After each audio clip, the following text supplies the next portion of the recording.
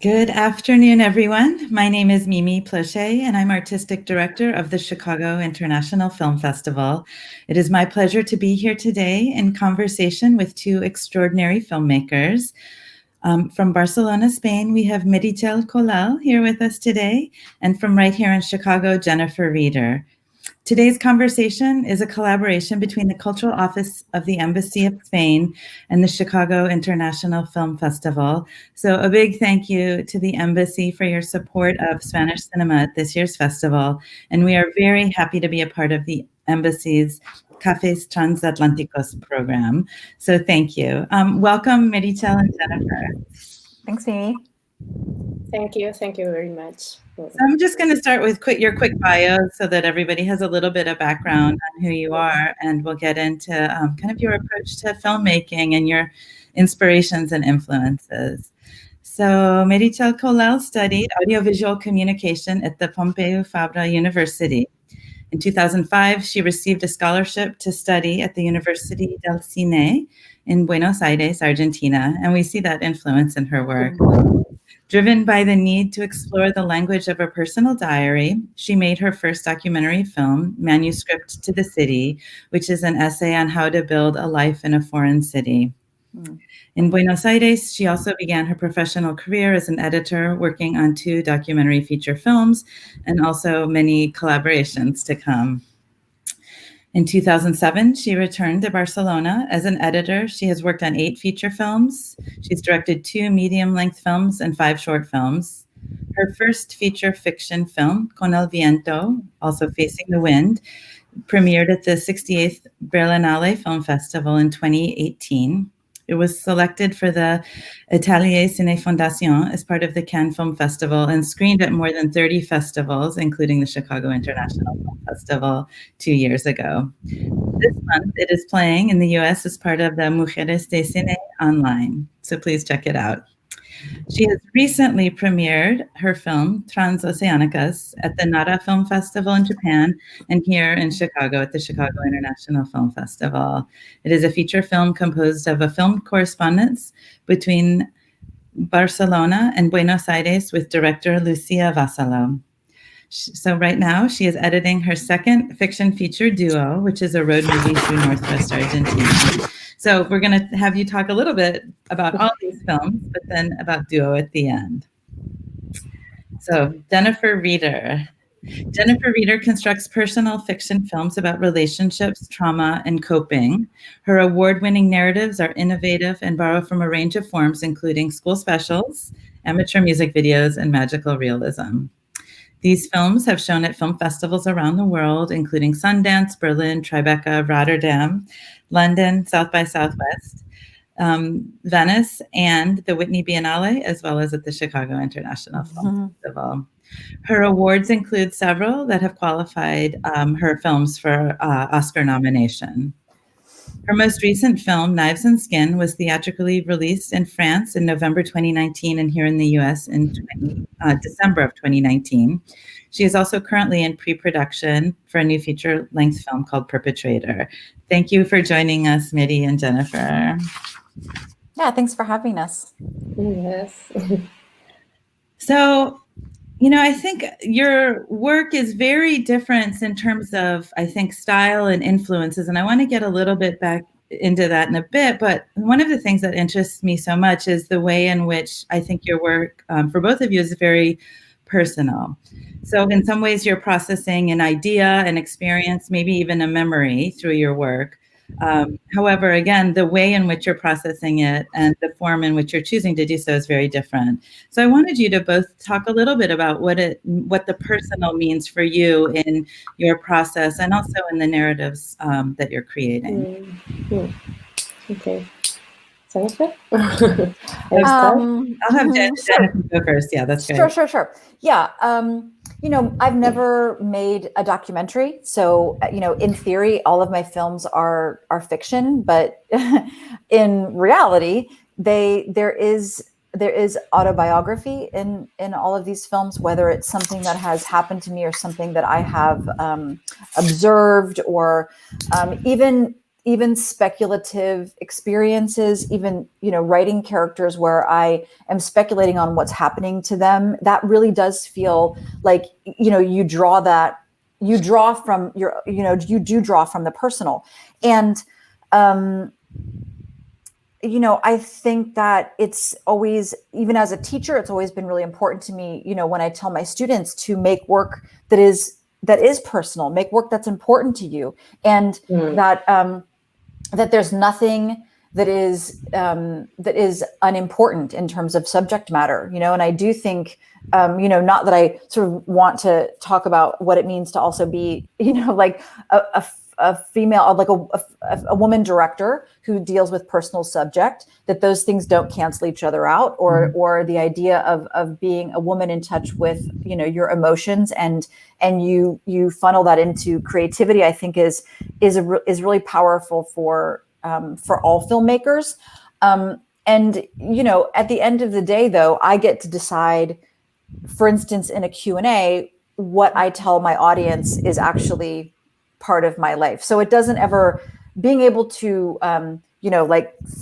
like funnel my films through my own body really doesn't ever actually make me feel vulnerable. I never actually feel exposed, because it's, I am exposed, but at the same time, the personal doesn't have to be vulnerable in a way that is not productive. Right. What about you, Mary? Sí, I will talk in Spanish, then Silvia will translate. Estoy como totalmente de acuerdo con Jennifer en que, bueno, yo nunca había pensado dirigir hasta que volví de Buenos Aires y sentí la necesidad de hacerlo, ¿no? Entonces, desde entonces, como ella, sí que hablo y creo mucho del vínculo que tenemos con lo que queremos contar, ¿no? Algo que nos atraviese.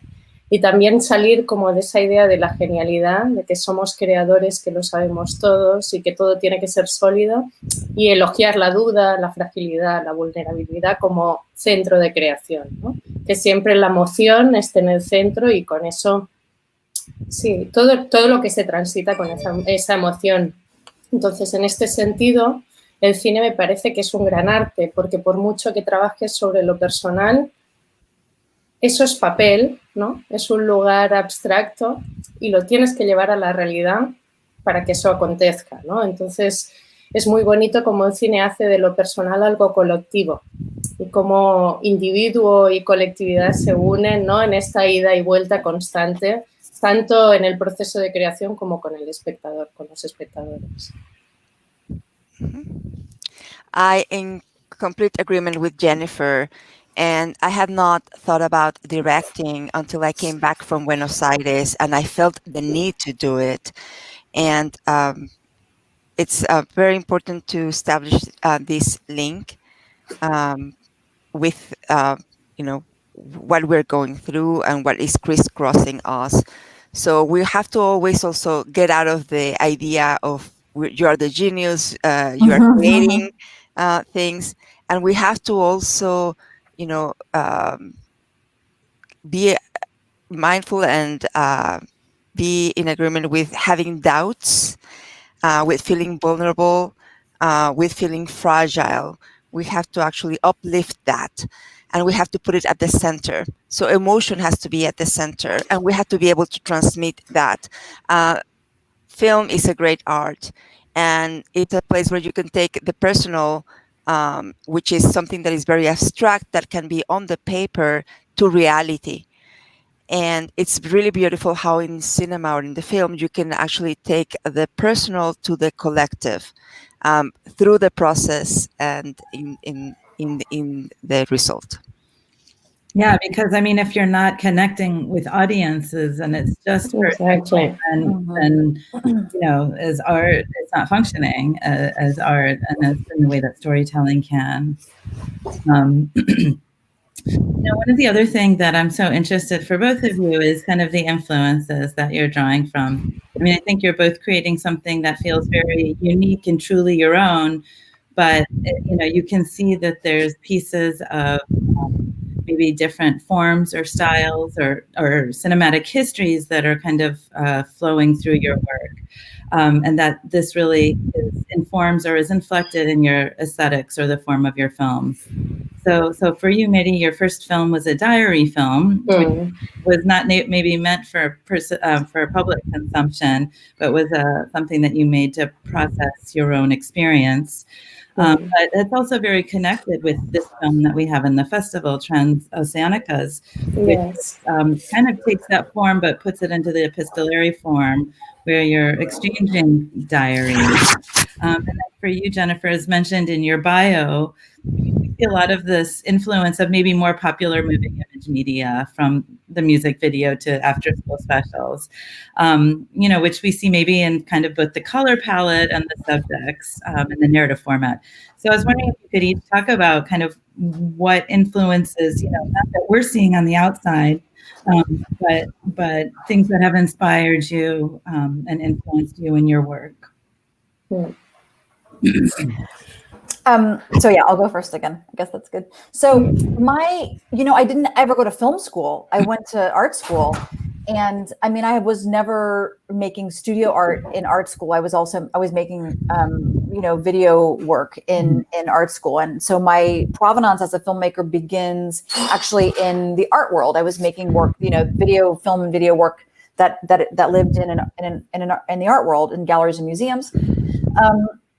But while I was making these films in art school, I was surrounded by painters and sculptors and photographers, performance artists, for whom, texture was important and color was important and building atmosphere was really important. And so those conversations were not lost on me. They still aren't when I go to build a world of my film. And I actually came to even video making in the art school context by way of dance. I was a ballet dancer for a long time. And I feel like that, if you can, where is she? She's back there. I have I'll bring her out. I have a Maya Deren doll that someone made for me, who also was famously a dancer who became a filmmaker. And I do feel like that influence still exists. This idea that the frame is like the proscenium arch, and that blocking is like choreography, and that editing is also sort of putting these moves to something lyrical, like a piece of music. And I use music, Mary does too, like music is really important to sort of travel the film along, not just in terms of a kind of narrative pacing, but also in terms of an emotional pacing. So that's been influential, and I still am. If you look at the lookbook that we made for Knives and Skin, there's the figurative paintings of Jenny Saville, which are these beautiful goopy figure paintings, and we looked at a graphic novel called Paper Girls, which is this really very highly color saturated graphic novel, and the influences were, we made playlists of music to sort of become, to think about how you enter the world of that film. And, certainly there's other filmmakers who are influential, but that's never the first thing that we build from. It's really much more of a visual world. And I think that because I didn't go to film school, sometimes I regret that, because teaching yourself how to write a script and to direct can be very exhausting. But it's also allowed me to kind of bypass some of the rules or the conventions that maybe can make another filmmaker's film, be less, vibrant or internal, perhaps. Yeah, and I mean, I feel like we certainly see that there are all of these influences. I love the way that you talk about the choreography, because there is like a certain like movement in your films, and I mean, the color palette always stuck out for me as the music, but thinking about the influence of dance and choreography and theater, theater lighting, the idea of like theater lighting and like costume, really costume is feels like the theatrics of ballet are, are always just like, just right on my shoulder. Right. Great. What about you, Mary?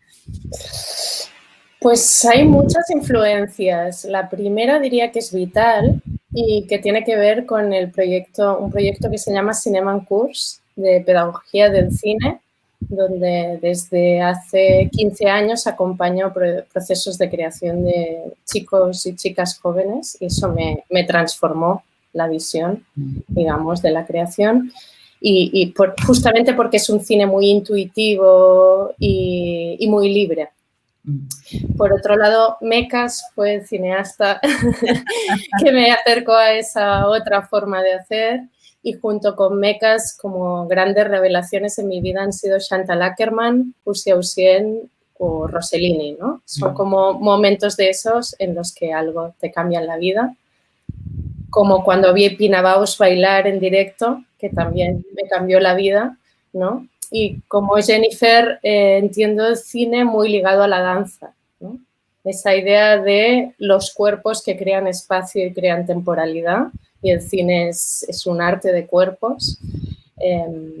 Y me parece muy interesante también salir del cine y trabajar sobre poesía, escultura, pintura, música, evidentemente, y danza, para que las películas salgan de la narrativa más clásica y de todo de cosas que tenemos preestablecidos. Y como cinéfilos nos pasa mucho, que siempre estamos referenciando otras películas y poder concebir desde otro lugar.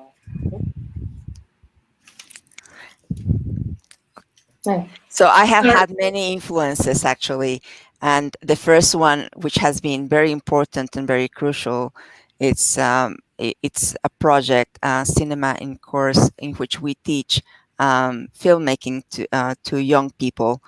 And I've been working in this for 15 years. So that kind of transformed my vision of the creative process, because it is a very intuitive cinema and filmmaking that is really free. And also Mecas, this filmmaker, has been very influential in my work, as well as when I encountered Chantal Ackerman and people like Rossellini, they definitely changed my view of filmmaking. And then also in terms of dancing, when I saw Pina's about dancing, and just as Jennifer was saying, the film, it's linked to dance very much. And just like bodies create spaces and temporalities, movies and films also do the same thing. It is the art of the body, in a way. So I go to poetry, to music, to painting, to sculpture, to dance, to actually get inspired and go beyond, the narrative form. So we always make references back to other films, but these going back to these forms allow us to actually go beyond that and come from a different perspective. Yeah, I mean, it's interesting because in Con el Viento, I mean, she's a dancer, your lead character is, and I love, I think one of the things when we first saw that film for the festival 2 years ago, what really moved us was how you so beautifully incorporated dance and that movement into the narrative of the film. But one thing I think you're both touching on is kind of there's an intuitive nature to both of your filmmaking, or you're inspired by this idea of the intuitive rather than kind of a very formalistic or historical or film school approach to making cinema. And you're also both teachers, and so Miri touched on this, but this was one of my question: is how does your experience as an instructor, teacher, professor impact your own work and the way you think about it? So I think Miri touched on this already, but if there's anything else you would like to add, that would be great. Claro, por ejemplo, cuando acompañas procesos creativos con personas que descubren el cine y hacen cine por primera vez, es muy bonito porque te conecta con la esencia de esa primera vez y con el descubrimiento constante, ¿no? Entonces, es como volver a esa primera imagen, ¿no? Como volver a los Lumière y a ese primer contacto cada vez, ¿no? Y por otro lado, en la universidad, por ejemplo, que también doy clases en la universidad, lo que me parece impresionante es esa otra forma de entender el mundo y esa otra mirada de las personas jóvenes, Las chicas jóvenes son muy power, o sea, son muy, muy power. Y te hacen estar constantemente, ¿no?, cuestionando la realidad, el cine, los procesos, y eso, quieras que no, te hace aprender muchísimo. So, for example, when, what has allowed me to do is when I accompany creative processes, is like accompanying that first time of discovery and it allows you to connect to the essence of that first time when you encounter something, you discover something. And it's when you're teaching, because you're teaching people who are just starting, you are encountering this first time, or constantly, this discovering of the first time. So it takes you back to the image of the Lumiere and all those kinds of things every single time.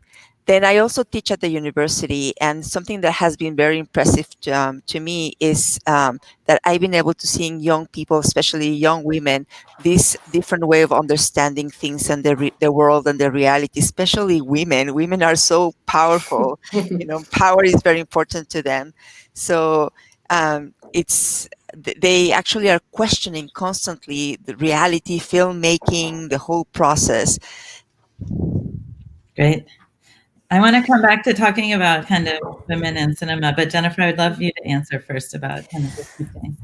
Yeah, I mean, at the very least, I agree exactly with what Mehdi said. Like, at the very least, you are having brand new conversations, every week.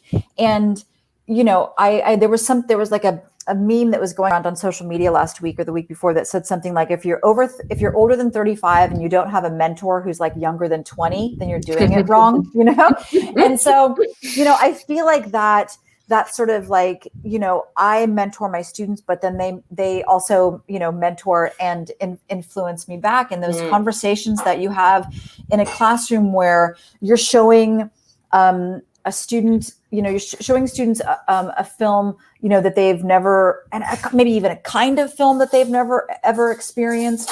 That is, you can see then when the lights go back on that they literally, there's a line that's been drawn from their heart to the screen, to those characters. And I do the responsible thing, and I change my syllabus every semester. There's not something, if I'm teaching a screenwriting class, there's not something that I think of as like the canon of films that we'll watch every semester to learn how to become a screenwriter. I watch films all the time, and I think like, oh, this would be a great film, to talk to my students about. Or, conversely, I will, if I teach in like an experimental production class, then I get to go back to all of this great, the early video art, Martha Rossler and Vito Acconci and Sadie Benning and that work, for students who are consuming, YouTube and TikTok and other experimental short video.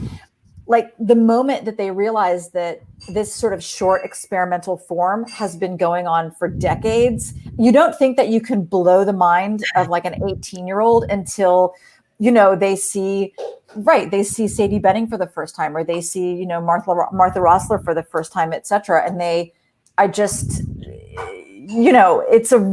so, that's not lost on me, that joy. And really, especially when I'm talking to students about their own scripts and what's working in the script and what's not working in the script, in a way, then it also can unblock oftentimes problems that I'm having in my own, in my own work. The only thing I don't ever do is show my students my own work. I'm not strong enough to have a critique in my classroom about what's working or what's not working. Usually they find it. There'll be a moment when someone comes to class and they'll say, you've got a movie that's like 100% fresh on Rotten Tomatoes, like signature move. And that's impressive to them. But I that's where the conversation ends. I don't want to talk about it after that. Mehdi, for you in the film, there's in Transoceánicas, there's this moment because it is very personal, where one of your mentors passes away. And so I love thinking about how, it's not just people who are older than you and have come before you and have taught you as your mentors, but also that those who are coming after you and can, as you're mentoring them, they're also mentoring you. So that just came to me when we were talking about mentorship.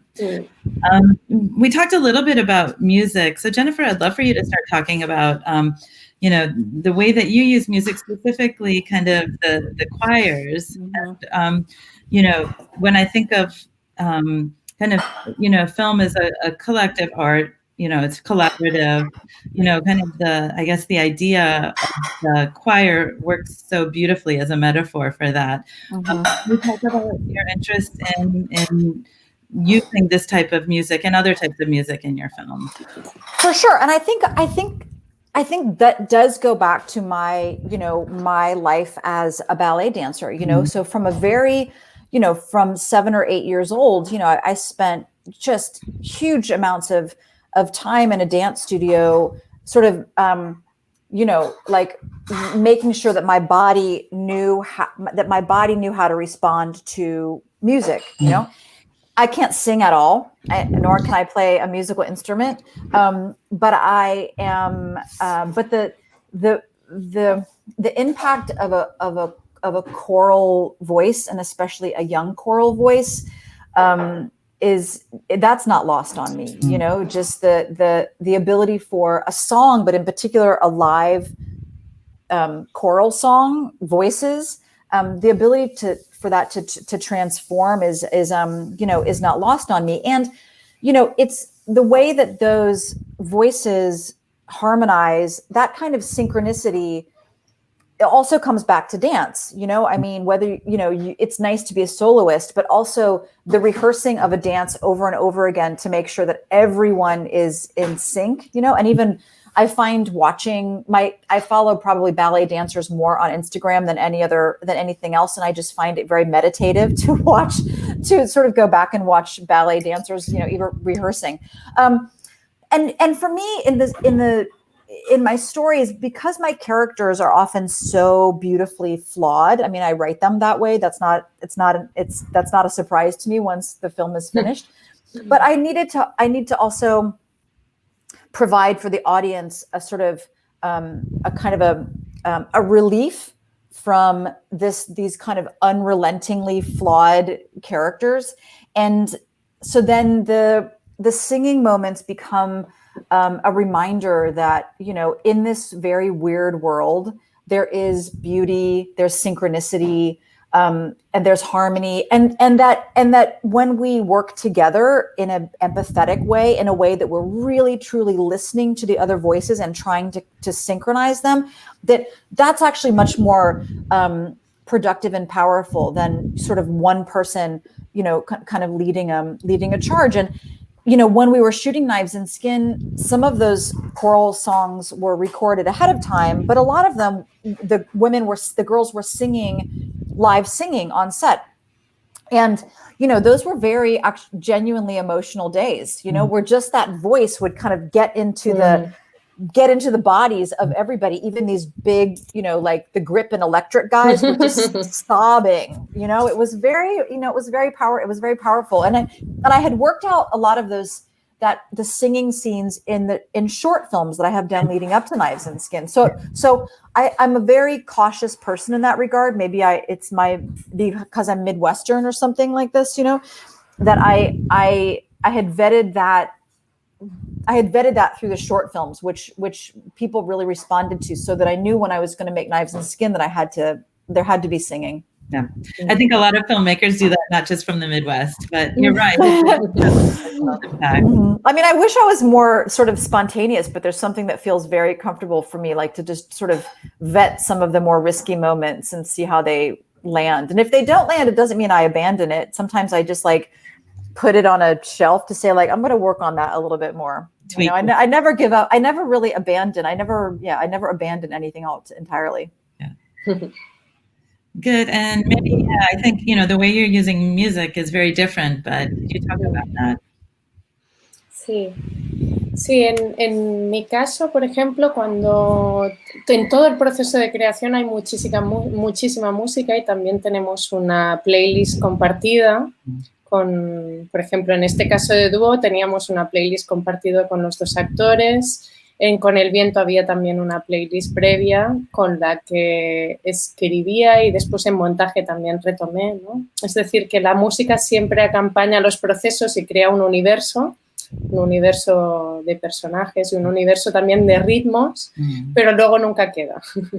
Siempre se sustituye por la música, digamos, natural, ¿no? Es decir, el sonido que acompaña a los personajes, ¿no? En su descubrimiento del mundo, es ese sonido que va trayendo un poco esa armonía, ¿no? De la que habla Jennifer. Para mí está mucho, por ejemplo, en lo que puede traer un viento, en el eco que puede traer un viento puede haber algo musical, ¿no?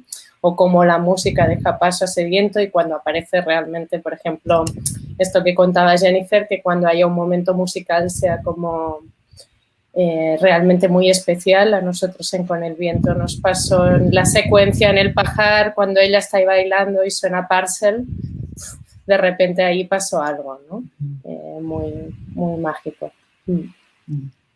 So in my case, music is something that is always accompanying the whole process and the process of creation. There is always, a playlist that is shared with the actors or, with the team. So, for example, in Con el Viento, there was a playlist that was shared with the writer as well. And music is important because it creates this universe for the characters and rhythms as well. And at the end, it never stays that kind of music, it's substituted by other things, by other noises or music or things that happen. So it's very important because sound is something that is being discovered in that kind of world, and it has to bring harmony and create that harmony. So in the case of the film, that happened with the wind. And the wind, it's something like music as well, and is that kind of sound. And it happened to us in the sequence of the dancer, and the wind kind of created that universe for the dancer, and it made it very special. Great. Yes, and also in the sequence with Parcel. For me, music becomes very important because there's a silence, and then there's music. It's like a different moment. Great. Well, I wanted to give you two the chance to maybe either ask each other a question or reflect on the other's work. Oh, good. Can I'm just dying to ask you some questions. I mean, I could, or maybe I will make an observation, that I think that it feels like, especially in this newest film, obviously what's prioritized is nonverbal language. So it's all written. And, in Knives and Skin, this happens also. And so many of my short films, I love translating a language that the audience can't hear, and the idea of a kind of nonverbal language is very is prioritized, obviously, and that's an observation. So I appreciate that. I feel like we have that in common. And then, I think that I have two questions. That one is, I wonder if you have a sense of like, does the footage find you, or do you find the footage? Meaning that it feels like, there's this way that your camera is an extension of sort of your whole body, but there's these beautiful kind of serendipitous moments that happen where it feels like the world that you're looking at through your camera is actually performing for you. That it's like, I'm just thinking like, wow, did she find that, or did that footage, did that river do that for her, or did the moon do that, for her? Did the wind do that for her? Did the horses do that for her? So that's my question. Do you think about, whether the footage finds you, or you find the footage? And then a follow-up to that is also, I was so curious, because you also expose the process of editing, the footage. And I love that you're using Final Cut Pro. I still use Final Cut Pro. I'm holding on to a very old version of Final Cut. But I was wondering about how you organized the footage in the bins, but if you gave the footage kind of conceptual names, like maybe the footage of inside a certain department, did you name that bin, footage inside the apartment, or was it something that was like a much more conceptual name? I just had a sense that the way that you might organize your footage actually in Final Cut would have its own kind of conceptual story. Then, yes, we have to talk about non-verbal language. It was crazy. En el caso de Transoceánicas decidimos dejarlo escrito, gran parte, porque no es o sea, el lenguaje cambia muchísimo cuando se escribe que cuando se habla. Y entonces nosotros queríamos hacer esa diferenciación, como una piensa cuando escribe y como una piensa cuando habla, ¿no? Y esa diferencia de tiempo del lenguaje, ¿no? Silvia, ¿quieres que vayamos haciendo eso? Yeah, so in Transoceánicas, we wanted to leave the writing because the language changes a lot when you speak or when you write. So we wanted to reflect that when the person is writing what she thinks and when she's speaking what she thinks. Entonces, footage find me or I find footage. Claro, vengo del documental y a mí lo que me acerca al cine es mi pasión por descubrir algo en lo real. Entonces, siempre rodamos en orden cronológico, es algo para que el presente siempre esté presente, digamos, y pueda modificar lo que vendrá. Y por otro lado, o sea, es una locura porque estoy permanentemente reescribiendo. Entonces, si un día hace mucho viento, dejamos de rodar la secuencia que estaba pensada para ir a buscar planos donde el viento mueve el trigo, ¿no? Y después hay esos momentos de armonía con la naturaleza donde subes, hay una salida de sol y los caballos te miran. Y eso no se puede, o sea, es la realidad la que te encuentra y no tú la que la encuentras, ¿no? Pero sí que hay algo de lo que decía Hermano Olmi, que es un cineasta que a mí me gusta mucho, ¿no? La postagione, que es este estado de observación para dejar que las cosas acontezcan, ¿no? Y poder coreografiar, pero siempre dejando lugar para que la realidad coreografíe contigo, ¿no? Con todo el equipo. So I come from documentary, so I have this passion of discovering something in what is real. And when I film, we try to do it chronologically so that the present is always present there, and so it can modify what is coming next. However, I'm always rewriting as I'm filming, right? So because sometimes things appear, for example, the wind, right? The wind, blowing the wheat, for example, it's something that it comes. And we work around that or with that because we're trying to find harmony with nature as well. So it's like reality is finding you, right? And I'm sorry I did not get the name of the person. Hermano Olmi. Hermano Olmi. He talks about apostagione, which is okay. And Mary, you'll have to explain to me what apostagione means. It's an observation, no? Deeply observation, to stay there, to wait, para que acontezca, ¿no? Sí. So a deep observation to wait so it comes to happen. That's what the concept means.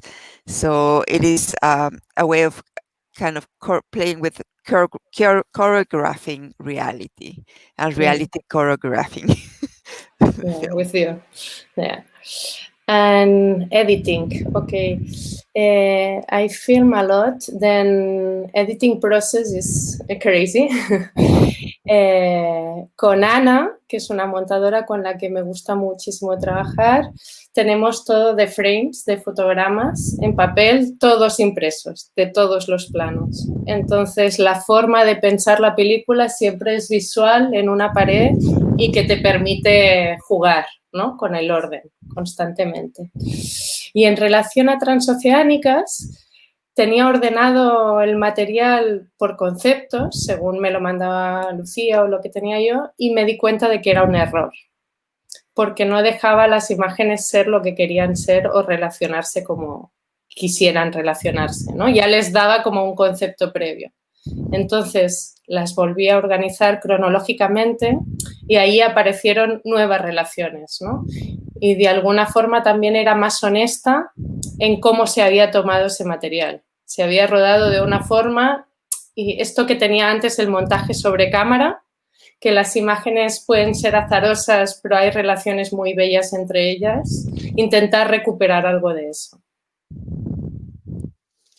So in terms of editing, so I work with Anna, and we work with frames and photograms, meaning we always have everything printed on paper, all the planes, and we then put them on the wall, and to see, to have it visually there, and we can then play with the order once they are on the wall.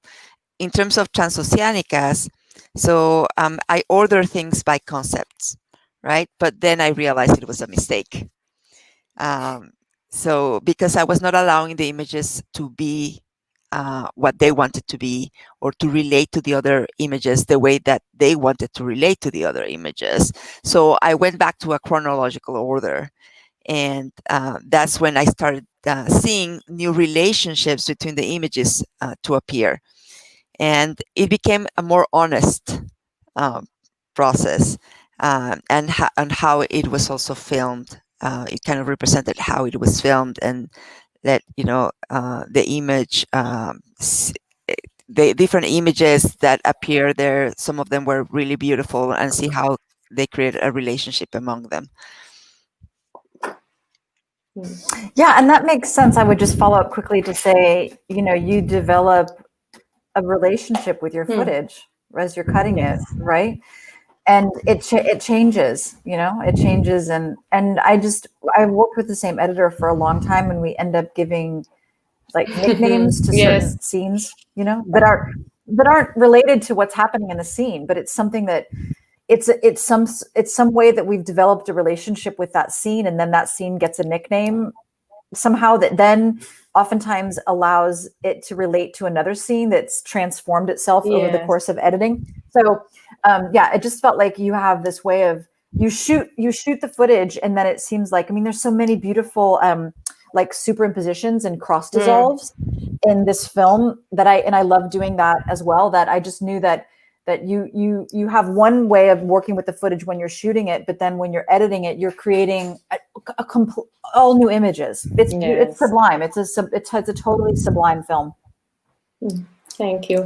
I have a lot of questions of your work, but there's one that I think it's I don't know how to say. Bueno, o sea, lo que quisiera saber de tu proceso de creación en general, no solo de una película, sino como proceso, es desde dónde escribes, ¿no? ¿Cómo escribes? ¿Cómo es el proceso de escritura? Porque empecé viendo Knives and Skin y de repente vi todos los cortos y me pareció tan bonito ver escenas, movimientos, pequeños diálogos, gestos que se repetían pero se habían transformado y habían evolucionado y habían cobrado un nuevo sentido, que me pregunté eso, ¿cómo es tu proceso de creación y de escritura? Y si hay una búsqueda constante y los cortos también te sirven para buscar y para escribir. So the question that I have is about your process of creation or creating in general, not just one movie. So from where do you start? From where are you coming from? because what I saw in Knives and Skin is that there are certain cuts or shorts that are really beautiful scenes that are scenes or movements or small dialogues or gestures that are repeated. However, they have evolved, they have been transformed, they have acquired new meanings. So I'm wondering about your process of creation and writing, if it's a constant search or how is it like? Yes, and if the short films was a source for the future film, or yes, if you're right. Yeah, that's a great question, and I don't mean to be a broken record to say that I think of, you know, I mean, my films are all connected to each other. They are really a family, you know, but I just as in, you know, like choreography, you know, maybe there are you know, repetitions in a full, you know, in a dance movement that build on each other, and that's done very strategically or very particularly. So they're repeating characters, repeating character names, repeating even props, repeating bits of wardrobe, even repeating lines of dialogue. Sometimes it's because in the short films, it's very practical, you know, that the short films, you know, where they've had this very nice life outside of the US, because there's this lovely culture outside of the US that appreciates the form of the short film as a fully formed, you know, project.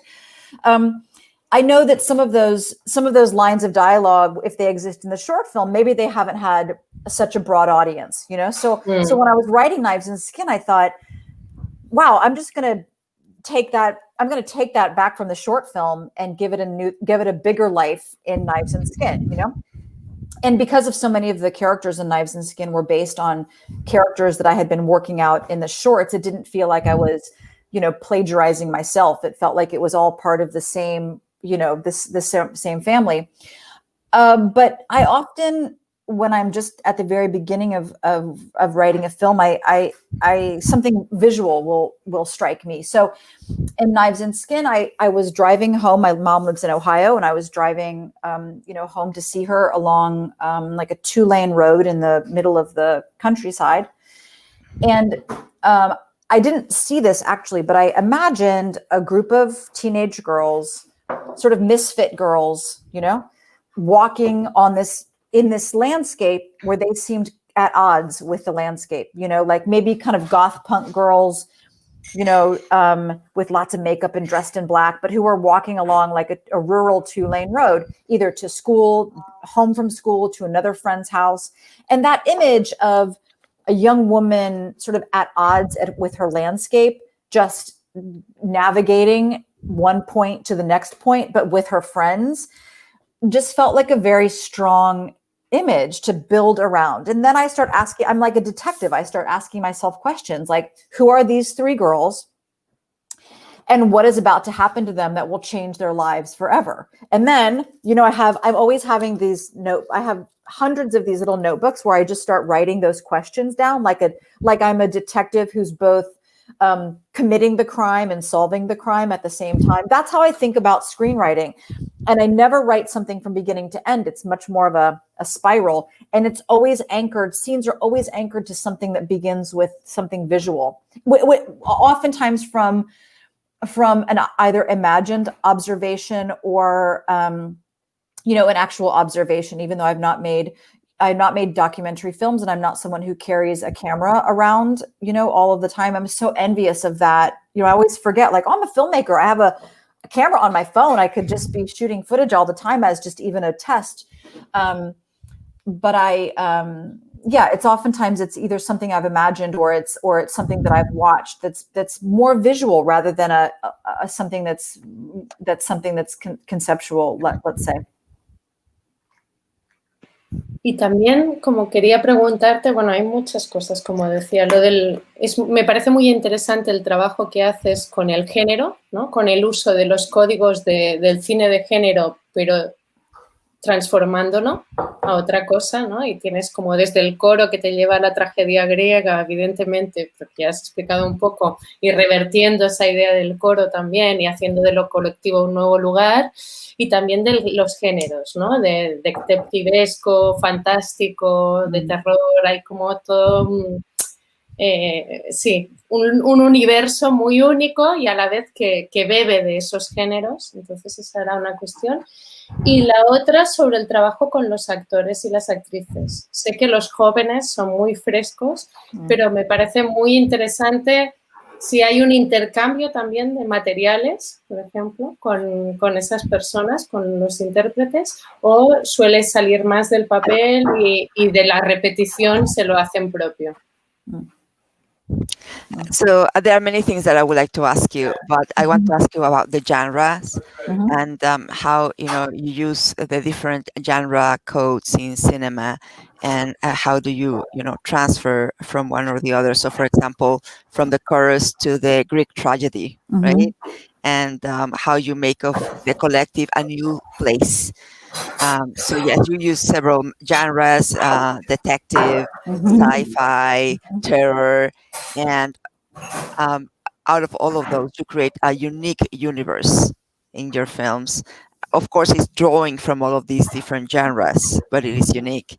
So that is one of the questions. How do you do this? How do you do this process? But the second question has to do with the actors, the young actors, female and male. And so if there is an exchange of materials with them or not, or if everything is coming out of the paper, and then as they start representing it, it becomes theirs, and they can also add to it. Or how does this happen? Yeah, I'll answer the question about the young actors first. And what's been what I love looking back at the short films that I've made with young people, and specifically the young women. With the short films, I actually would cast a 14-year-old to play a 14-year-old. So I was casting authentically. And with a short film, it was easy because you can.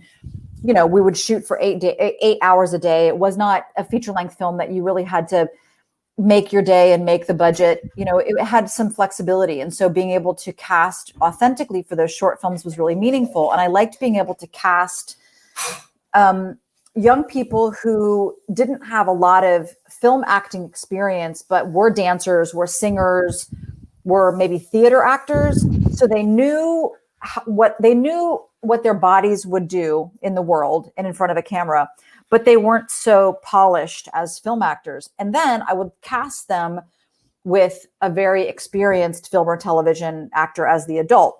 And then what would happen was that, the young people would, they would interpret the script in their own sort of way and give very fresh, would deliver the dialogue in a very fresh way, which would be often a kind of a surprise to the adult experienced actor. So then their response, their reaction in the dialogue would also be really genuine, but a little more refined. And then that sort of refined answer it was a real beep, boop, beep, boop, watching some of that play out. It's not to say that then I didn't step in and direct it or say, okay, I like how that's the way to play this scene, but the freshness with which, those young women, would perform, and it would change day to day, because there would be days very specifically when a young woman would get dropped off by her mother who she was having an argument with,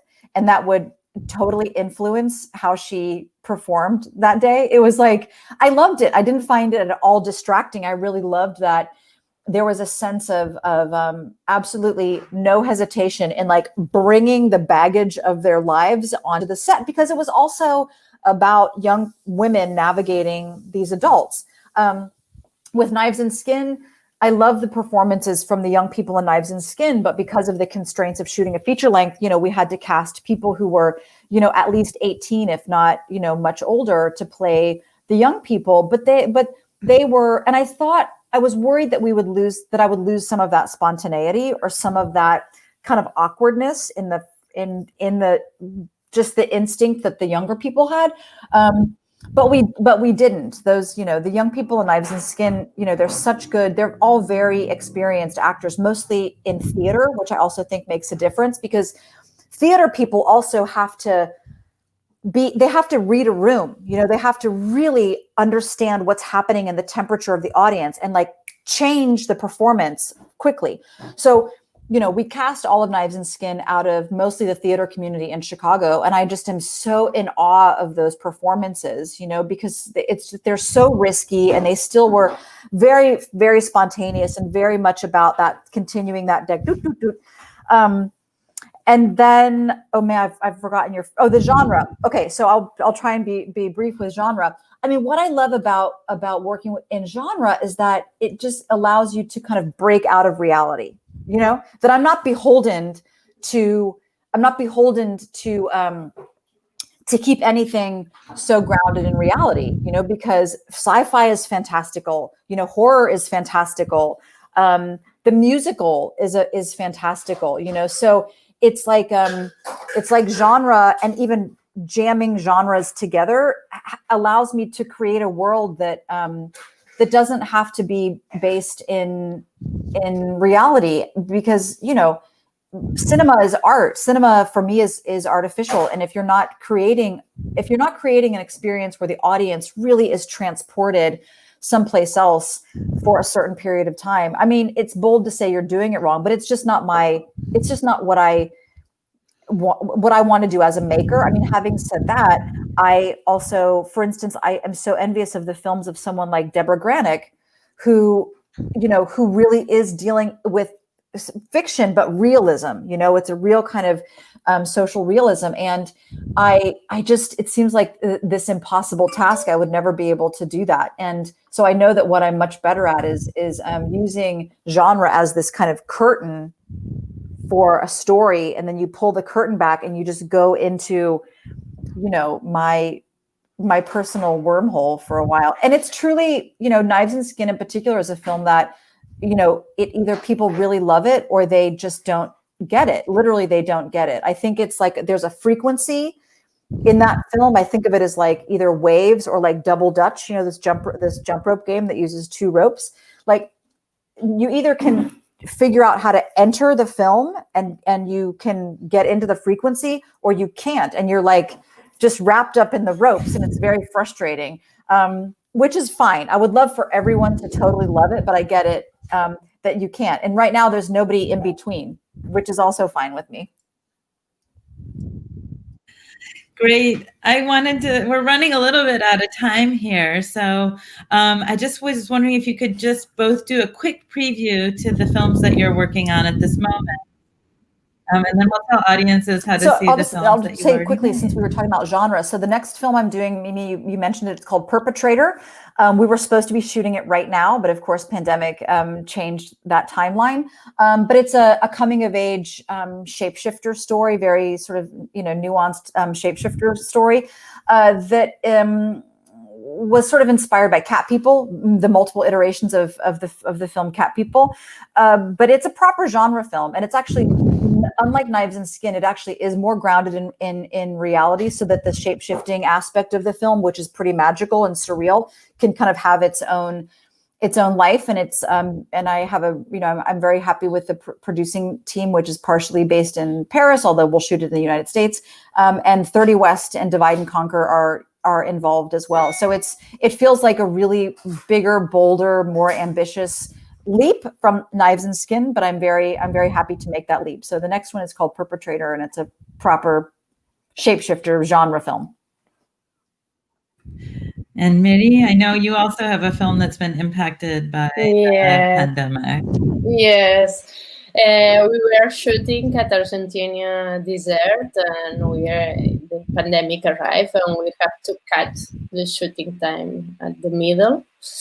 And now we are editing the movie, and we are rewriting with the footage we have. And I passed to Spanish.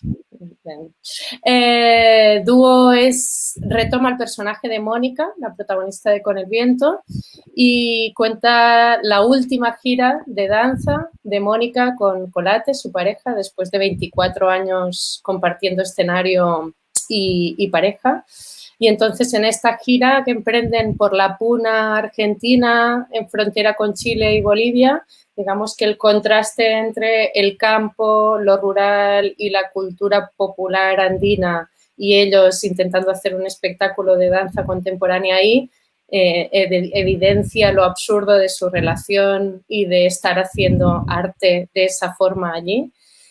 Y en Mónica abre otro universo en todos los sentidos, otro universo que tiene otra textura que es el Super 8, de un viaje como para aprender a decir adiós y a reconectar con las raíces.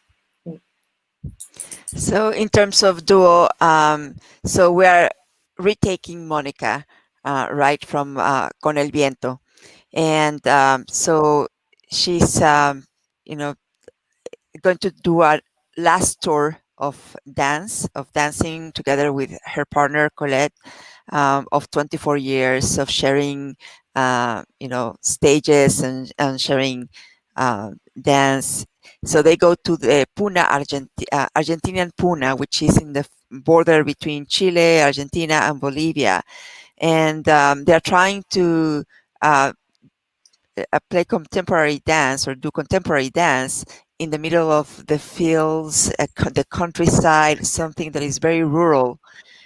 So then at some point it becomes very absurd, but it also represents her relationship that has also become absurd.